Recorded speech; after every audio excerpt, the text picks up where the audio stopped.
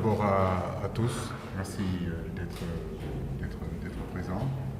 L'état d'esprit, elle est bonne. Aujourd'hui, comme vous le savez, nous sommes au nombre de 30 joueurs. Parmi ces 30 joueurs-là, il y a pas mal de nouveaux joueurs. L'objectif de ces deux matchs-là, effectivement, c'est d'aider les nouveaux joueurs à s'intégrer. J'ai envie de dire que l'intégration se passe plutôt bien. Et puis, on est aussi sur le peaufinement de notre stratégie. Comme vous le savez, c'est 5-3-2 qu'on a eu à jouer contre le Congo et qu'on espère encore redémarrer dans ce système-là. J'ai envie de dire que l'état d'esprit est plutôt bon, à part quelques blessés à déplorer, comme Abdou Diallo, je pense qu'il est incertain. On saura ce soir si vraiment c'est possible qu'il puisse jouer demain ou pas. Merci. Vos questions maintenant? Vous vous présentez? Voilà, coach, vous avez joué la dernière fois avec un système 3-5-2. Vous allez apparemment jouer encore avec ce même système. Est-ce que vous voulez confirmer qu'il faut du temps pour que les joueurs puissent s'adapter? Écoutez, dans chaque système qu'on met en place, il faut bien sûr du temps. N'importe quel système que vous mettez en place, ce n'est pas du jour au lendemain que tout sera parfait. Nous en sommes conscients. Nous le savons depuis le départ que pour qu'un système soit huilé, il faut du temps. C'est vrai que c'est un système qu'on a réfléchi depuis le mois de novembre avec le staff. On a eu à en discuter avec les joueurs cadres pour dire que ces deux matchs-là, ça devait nous permettre de pouvoir jouer dans ce système-là. Donc nous l'avons joué contre le Congo et nous avions envie en tout cas de le répéter demain contre Eswatini. Deuxième question.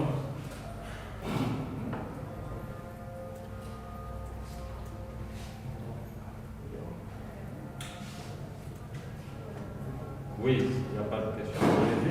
Voilà, on a cité d'autres blessés, à savoir Crépin. Est-ce qu'il s'est remis et est-ce qu'il pourra tenir sa place demain? Il a eu une béquille contre le Congo. Bon, apparemment, il n'y a rien de grave. Il reprendra l'entraînement aujourd'hui, cet après-midi.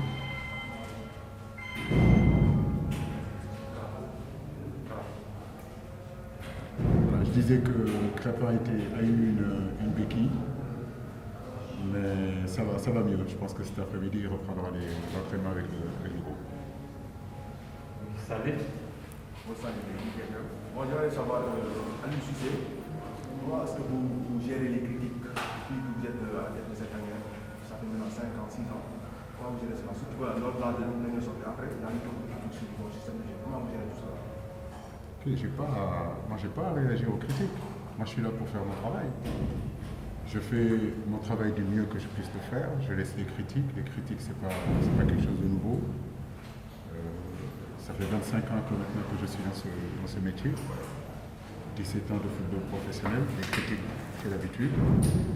Et ça ne m'empêche pas d'aller avec mes idées, d'aller avec ma philosophie et faire des résultats. Donc, les critiques, tout le monde est critiqué. Je ne serai pas le premier sélectionneur à être critiqué. Les grands hommes de ce pays-là qui sont responsables aujourd'hui partout dans les secteurs de ce pays-là sont critiqués. Et puis, qui suis-je pour ne pas être critiqué? Merci. Oui, une dame. Coach, quel match devrait-on s'attendre pour demain? Écoutez, c'est un match intéressant, important pour nous, dans la mesure où ce premier match contre le Congo, nous n'avons pas réussi à le gagner. L'objectif qu'on s'était donné, c'était de gagner les 6 matchs.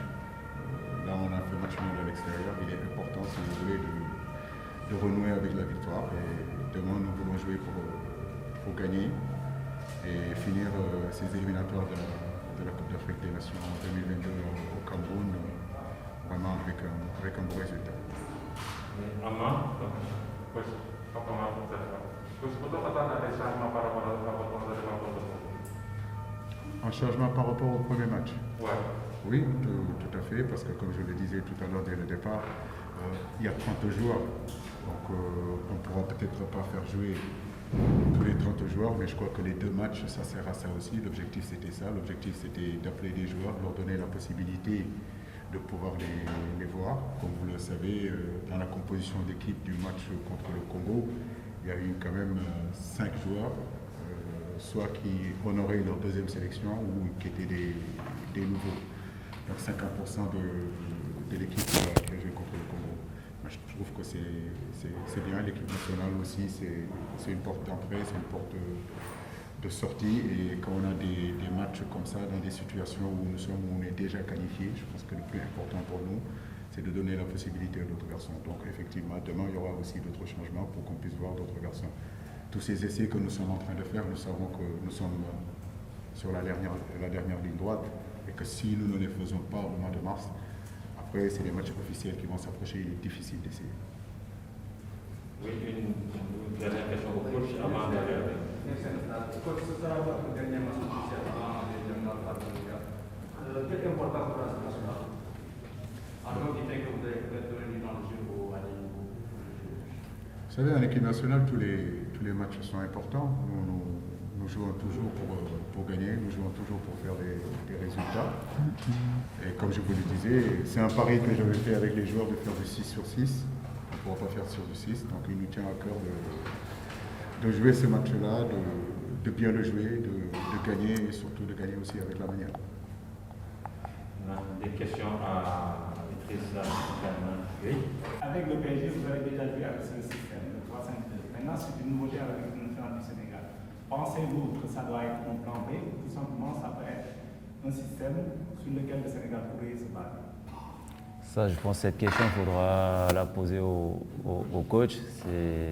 C'est lui l'entraîneur, c'est lui qui fait ses choix, c'est lui qui décide du système avec lequel on va jouer. Nous, les joueurs, on est là pour suivre les consignes du coach et essayer de prendre le système et de faire de ça notre système et de faire tout notre mieux pour pas faire ce système-là. Après, c'est vrai que c'est un nouveau système pour nous. On a essayé de bien travailler sur ce système-là à l'entraînement et pendant le match. Ce n'était pas facile comme tout nouveau système, mais voilà, on a fait de notre mieux et je pense qu'on est tous satisfaits, même si tout n'était pas parfait de ce qu'on a fait. Et on voulait voir des choses et on a vu des choses pendant ce match-là. Oui, Amar. Quand au Congo, vous avez joué pour la première fois avec Pamatassa et Nampalys Mendy. Comment vous vous êtes senti avec ces deux? Ouais, c'est 2 nouveaux joueurs qui ont rejoint la Tania aujourd'hui. Je pense qu'ils ont fait leur match. Nampalys qui nous rassure derrière. Et comme je l'ai dit, il faut juste qu'il parle un peu plus avec moi et Pamatar qui sommes devant lui. Et après, Pamatar, c'est un jeune joueur talentueux qui vient du football local. Et voilà, comme je lui dis souvent, c'est mon joueur. Je l'admire beaucoup, ce petit-là. Il a beaucoup de talent et c'est l'avenir du Sénégal. Merci. S'il n'y a plus de questions, on s'en arrête là. Merci beaucoup.